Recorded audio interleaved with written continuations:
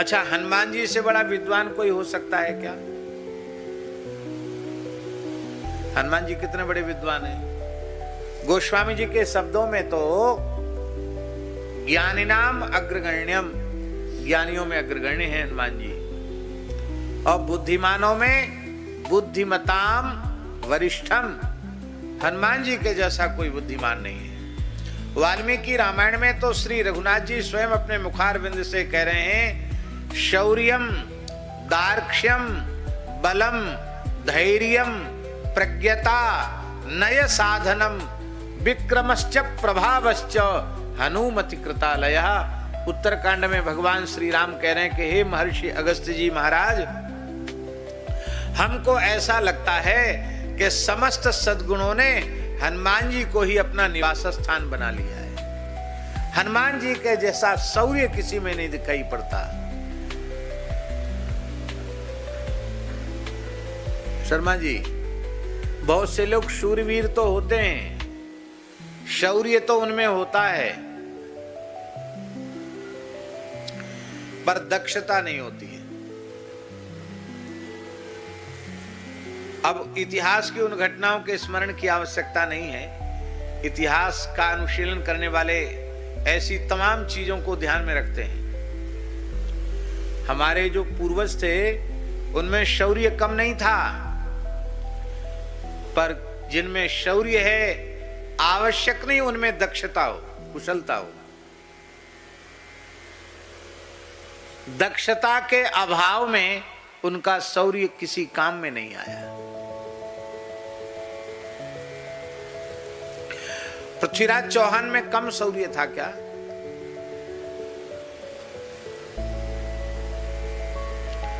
शौर्य तो कम नहीं था, पर जितना शौर्य था वैसी ही दक्षता का आश्रय यदि उन्होंने लिया होता तो मुगल भारत की पवित्र धरती पर अपने पैर जमाने में समर्थ नहीं हो सकते थे। हर बार परास्त करके उसको छोड़ देते थे। अरे भाई, ऐसे आक्रांता को छोड़ने की क्या आवश्यकता थी? 17 बार देखो हमने छोड़ दिया। अरे भाई, रिपु रुज गनीय न छोट, शत्रु को रोग को कभी छोटा नहीं समझना चाहिए। हनुमान जी ने ऐसा नहीं किया। हनुमान जी ने लंका में जाकर देखा कि ये राक्षस इतने अहंकारी हैं, इनका उत्साह इतना प्रचंड है कि इनसे टक्कर लेना किसी के बस की बात नहीं। तो इनको हतोत्साहित कैसे करें, इनका हौसला पस्त कैसे करें? तो हनुमान जी ने पहली यात्रा में ही उनका हौसला पस्त कर दिया। यह दक्षता। शत्रु बहुत शक्तिशाली है,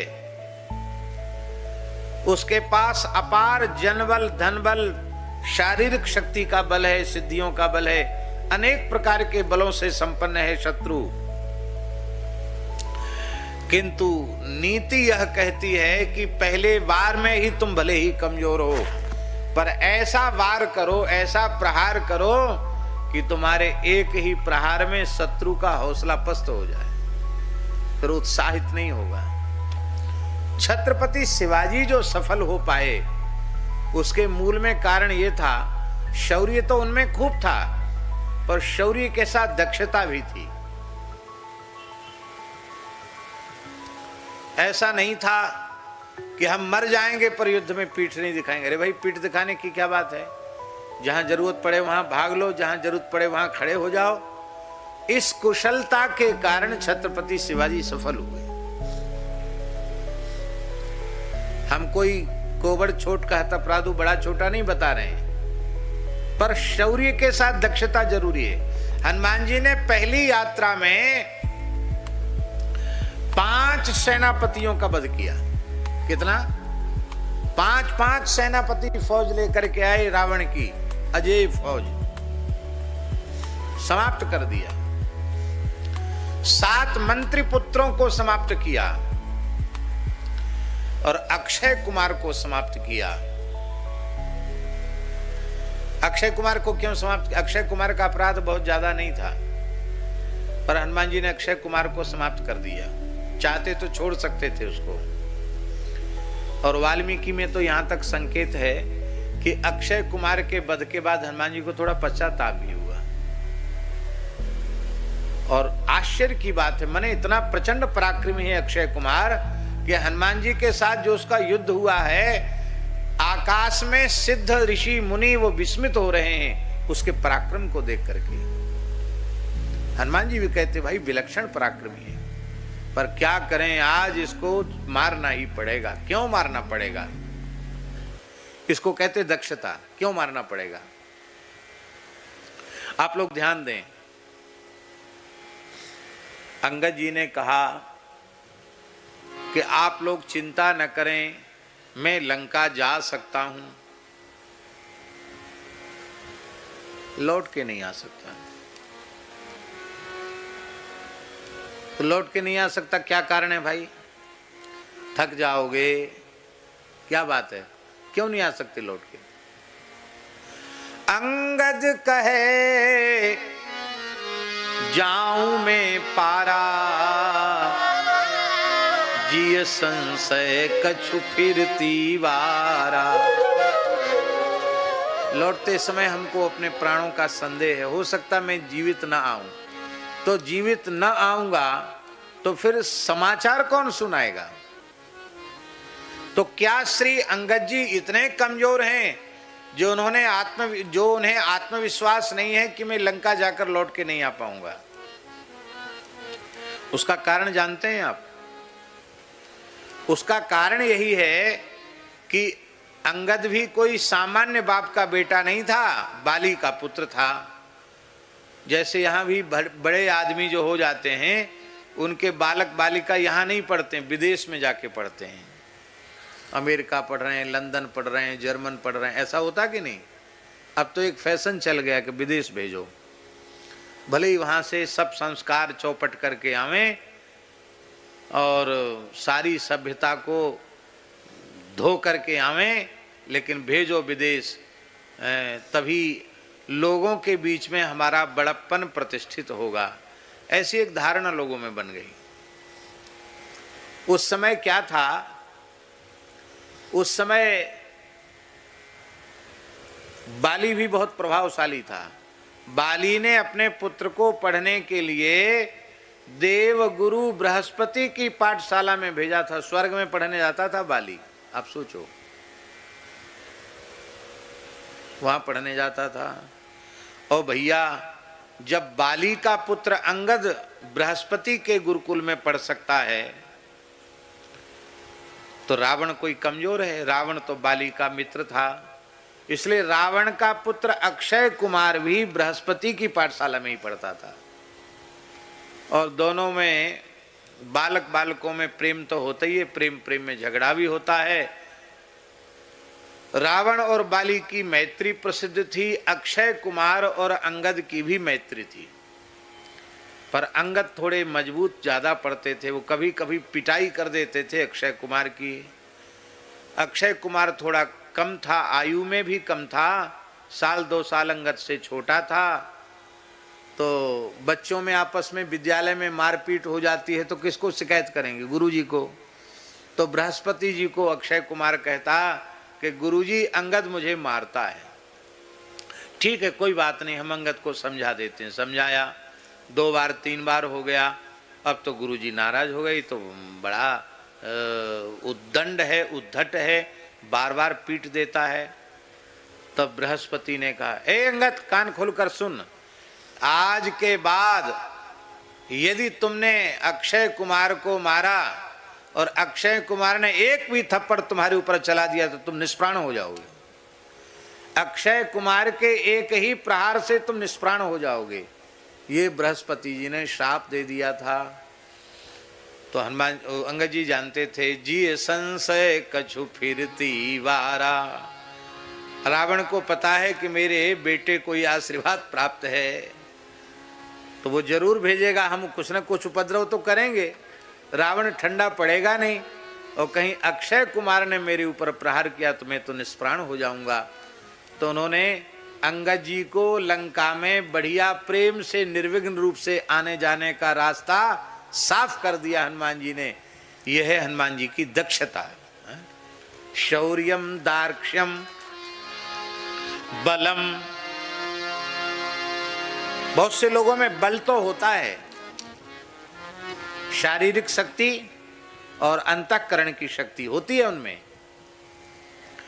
शारीरिक और आत्मिक दोनों बल होते हैं उनके पास, पर धैर्य नहीं होता। और धैर्य के अभाव में अनर्थ हो जाता है। ऐसी भी कई घटनाएं हमारे देश में इतिहास में घटित हुई हैं जहां बल की कमी नहीं थी, पर ऐन मौके पर धैर्य खो दिया तो उससे सब कुछ किया कराया सब पर पानी फिर गया। हनुमान जी में धैर्य। आप सोचो, बल तो कैसा है हनुमान जी में और धैर्य कैसा है। लंका में उनकी पूंछ में ज्वलनशील पदार्थों को बांध बांध कर, घी में, तेल में, कपूर के चूरे में लपेट लपेट करके लत्ता बांधे जाते हैं, कपड़ा बांधे जाते हैं। हनुमान जी देख रहे हैं कि पूरी लंका में रहा न नगर बसन घृत तेला। लो साहब, इतनी बड़ी लंका में, सोने की लंका में कपड़ा नहीं। राक्षस इतने उत्साही थे, रावण से पुरस्कार के लोभ में कितने राक्षसों ने तो अपने कपड़े तक उतार दिए। बोले कोई बात नहीं, घर में कपड़ा नहीं, शरीर पर तो कपड़ा है, नंगे होए तो हो जाएं। वो महाराज नंगे हो गए, अपने सबरे लत्ता उतार के शरीर के कपड़ा और हनुमान जी की पूंछ में लपेट दिए। हनुमान जी ने भी सबका, सकल सूरत सबकी याद रख ली कि सबसे पहला प्रसाद भी इन्हीं को दिया जाएगा जिन्होंने अपने शरीर के कपड़ों तक का दान हमारी पूंछ के लिए कर दिया। और हनुमान जी ने जब आग लगाई तो वैसा ही किया, उनको ही पहले पहले जलाया हनुमान जी ने। तो कितना बड़े धैर्य का काम, जहां हनुमान जी का कोई भी एक पक्षपाती नहीं है और पूरी लंका का तेल, घी और कपड़ा उनकी पूंछ में लगाया जा रहा है, वो आग लगाई गई, हनुमान जी फिर भी मुस्कुरा रहे हैं। ये है धैर्य। शौर्यम दार्क्ष्यम बलम धैर्यम प्रज्ञता, बुद्धिमत्ता हनुमान जी की। प्रज्ञता क्या है? बड़ी प्यारी बात। अशोक वाटिका में हनुमान जी पहुंच तो गए, जानकी जी का दर्शन भी कर लिया, लेकिन अब विचार कर रहे हैं कि क्या करूं, सीधे सामने पहुंच जाऊं क्या? और मैं सीधे सामने पहुंचूंगा तो मुझे देखकर कहीं जानकी जी चिल्ला पड़ी तो राक्षसियां दौड़ के आ जाएं, फिर तो संवाद हो ही नहीं सकता है। क्या करूं? तरु पल्लव मह रहा लुकाई, करूं विचार है करूं का भाई, क्या करूं? यह है प्रज्ञता। हनुमान जी इतने बड़े विद्वान हैं, बहुत ध्यान से सुने। हनुमान जी इतने बड़े विद्वान हैं कि जब हनुमान जी से प्रथम मिलन हुआ राम लक्ष्मण का, भगवान श्री राम का लक्ष्मण जी का, तब भगवान श्री राम वाल्मीकि रामायण में कह रहे हैं, भगवान श्री राम कह रहे हैं, लक्ष्मण नूनम व्याकरणम कृत्सनम अनेन बहुधा श्रुतम बहुव्याहरता नेन न किंचिद अपशब्दितम। इसने सभी शास्त्रों को तो पढ़ा है, इस ब्रह्मचारी ने व्याकरण शास्त्र को तो सांगो पांग न जाने कितनी बार पढ़ा होगा। इतनी देर से बातचीत करने के बाद भी एक भी मात्रा का, एक भी अक्षर का उच्चारण की कोई गड़बड़ी नहीं हुई। इतना साहित्यिक प्रवचन है इस बटुक ब्रह्मचारी का। बोले ऋग्वेद कंठस्थ हो उसकी ऐसी वाणी नहीं हो सकती, ना यजुर्वेद धारणा यजुर्वेद कंठस्थ हो उसकी भी ऐसी वाणी नहीं, सामवेद जिसे कंठस्थ हो उसकी भी ऐसी वाणी नहीं हो सकती, अथर्ववेद कंठस्थ हो उसकी भी ऐसी वाणी नहीं हो सकती। ये तो विलक्षण है। इसके बोलने का तरीका कितना अद्भुत है। रस, छंद, काव्य और अलंकार की दृष्टि से इसकी वाणी कितनी अद्भुत है। हम लोग सावधानी से बोलते हैं, फिर भी कोई इधर का उधर कोई न कोई मात्रा में गड़बड़ी या क्रियापद में गड़बड़ी हो जाती है, फिर सोचते क्या कहें। हनुमान जी सीधे बोलते चले जा रहे हैं।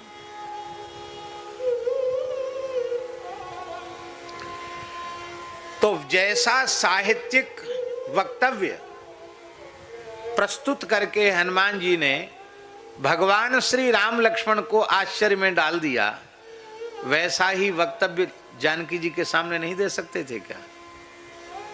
लेकिन यह है हनुमान जी की बुद्धिमत्ता। हनुमान जी विचार कर रहे हैं, यदि वाचम वदिष्यामि द्विजातिरिव संस्कृताम, वाल्मीकि का श्लोक है, रावणम मन्यमाना माम सीता भीता भविष्यति। यदि संस्कृत के विद्वान पंडितों के समान मैंने साहित्यिक परिष्कृत संस्कृत में कुछ प्रवचन किया तो वैदेही को संदेह हो जाएगा कि ये प्रकांड पंडित रावण की भाषा है, ये रामदूत की भाषा नहीं हो सकती। सीता मुझे रावण मानकर भयभीत हो जाएगी, मेरे ऊपर विश्वास नहीं करेगी, तो मुझे किस भाषा में बातचीत करना चाहिए। तो वाल्मीकि के टीकाकार भूषण टीकाकार कह रहे हैं कि अवध क्षेत्र की जो अवधी भाषा है उस भाषा में हनुमान जी महाराज जानकी जी को रामचरित्र सुना रहे हैं। ये तो अयोध्या का ही लगता है, ये तो राम जी के गांव घर का है, ये तो मेरे प्रभु का निश्चित सेवक होगा।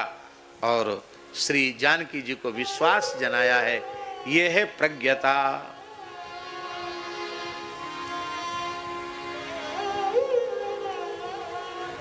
हम ये निवेदन कर रहे हैं कि हनुमान जी कोई सामान्य तो नहीं है, ज्ञानिनाम अग्रगण्यम है और बुद्धिमताम वरिष्ठम है श्री हनुमान जी महाराज। और इतने बड़े हनुमान जी महाराज अपना परिचय क्या दे रहे हैं? क्या दे रहे हैं परिचय? दासोहम कौसलेन्द्रस्य रामस्य क्लिष्ट कर्मणा हनुमान शत्रु सैन्यानां निहंता मारुतात्मजा। मैं कौशलेंद्र भगवान श्री राम का दास हूं। ये बात हमने इतनी लंबी इसलिए कही कि हनुमान जी के जैसा कोई ज्ञानी नहीं, हनुमान जी के जैसा कोई बुद्धिमान नहीं, पर वे अपना परिचय क्या देते हैं कि मैं राम जी का दास हूं। वस्तुतः जीव का वास्तविक परिचय है कि वह भगवान का नित्य दास है और भगवान उसके नित्य स्वामी है। इसलिए दास्य भाव को ही जीव के कल्याण का साधन कहा गया। इसी को गोस्वामी तुलसीदास जी ने अपने शब्दों में कहा, सेवक सेव्य भाव विन भवन तरीय उर्गारी। सेव्य माने स्वामी और सेवक माने दास। भगवान मेरे स्वामी हैं और मैं भगवान का दास हूं। ये भाव जब तक दृढ़ नहीं होगा तब तक भव सागर से उद्धार नहीं होगा।